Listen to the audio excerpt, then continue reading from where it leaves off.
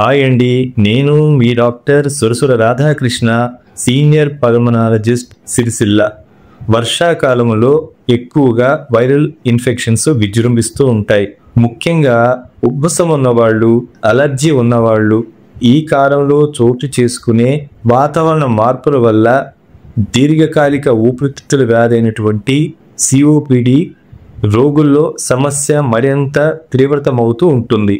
అలాగే రోగ నిరోధక శక్తి బలహీనంగా ఉన్నవారు, మధుమేహంతో ఉన్నవాళ్ళు, అధిక రక్తపోటుతో బాధపడుతున్న వాళ్ళు, కిడ్నీలు మార్పిడి కలిగినటువంటి రోగులు, కీమోథెరపీ తీసుకుంటున్న క్యాన్సర్ రోగులు, తీవ్రమైన గుండె జబ్బు కలిగినటువంటి వారు, ఇలా ఇతరాంతర ఆరోగ్య సమస్యలు ఉన్నవారు వైరల్ ఇన్ఫెక్షన్ ప్రభావము ఊపిరితిత్తులపైన అధికంగా ఉంటుంది.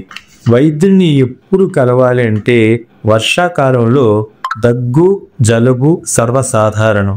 ఇవి 3 నుంచి 5 రోజుల పాటు వేధిస్తాయి. అయితే ఉన్న వాటికి కొత్త లక్షణాలు అనగా అవి ఏమిటంటే విపరీతమైన నీరసం ఆవరించిన, కళ్ళు తిరుగుతున్నా, విపరీతమైన డీహైడ్రేషన్కి గురి అయినా, రక్తంలో ఆక్సిజన్ శాతం తగ్గినా, గుండె వేగం పెరిగినా, పిల్లు కూతలు వస్తున్నా, కొన్ని అడుగులు వేశాక ఆయాసం లాంటివి ఏర్పడినప్పుడు వెంటనే వైద్యుని సంప్రదించడం అవసరం. జబ్బు తీవ్రతను అంచనా వేసి చికిత్స నిర్ధారించడం కోసం ఛాతీ ఎక్స్రే, సిటీ స్కాను, ఊపిరితిత్తుల పనితీరును అంచనా వేయడానికి పల్మరీ ఫంక్షన్ పరీక్ష అందుబాటులోకి వచ్చాయి. అలాగే ఇన్ఫెక్షన్ రకాన్ని తెలుసుకోవడం కోసం ఊపిరితిత్తుల్లోని కఫాన్ని సేకరించి పరీక్షించే బ్రాంకోస్కోపీ కూడా అందుబాటులో ఉంది. అలాగే సిఓపిడి రోగులకు కొత్త రకం మందులు ఇప్పుడు అందుబాటులోకి వచ్చాయి. ఆక్సిజన్ మోతాదు తగ్గిన వారికి ఇంట్లోనే వాడుకునే విధంగా long term oxygen therapy, BiPAP, CPAP, support గల పరికరాలు కూడా అందుబాటులోకి వచ్చాయి. అలాగే ఇంతకు ముందు తాత్కాలికంగా తక్షణ ప్రభావాన్ని చూపే ఇన్హేలర్లు దొరికాయి. ఇప్పుడు దీర్ఘకాలం పాటు పనిచేసే ఇన్హేలర్లు కూడా దొరుకుతున్నాయి. వీటికి నియంత్రణ ఎలా అంటే కొన్ని జాగ్రత్తలు పాటించాలి. ముందు నుంచే ఊపిరితిత్తుల వ్యాధులు ఉన్నవాళ్ళు, రోగ నిరోధక శక్తి తక్కువగా ఉన్నవాళ్ళు, జనసామర్థ్య ప్రదేశాలలో, కాలుష్యం ఉన్న ప్రాంతాలలో మాస్క్ ధరించాలి. చేతులు శుభ్రంగా ఉంచుకోవాలి. ధూమపానం మానేయాలి. కాయకూరలు, ఆకుకూరలు ఎక్కువగా తీసుకోవాలి.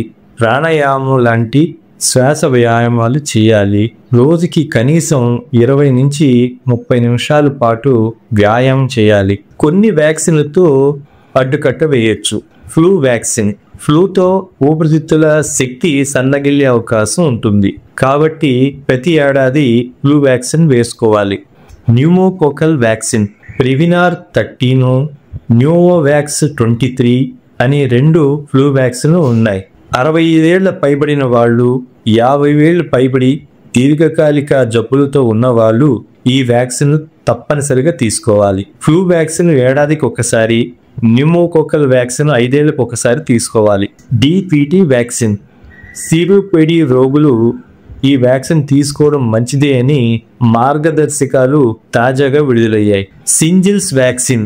సిఓపిడి రోగులు, రోగ నిరోధక శక్తి తక్కువ కలిగినటువంటి వాళ్ళు, హెర్పీస్ జోస్టర్ ఇన్ఫెక్షన్ తిరిగి ప్రేరేపితమయ్యే అవకాశాలు ఎక్కువగా ఉంటాయి. కాబట్టి దాన్ని నియంత్రించడం కోసం సింజిల్స్ వ్యాక్సిన్ తీసుకోవడం మంచిది.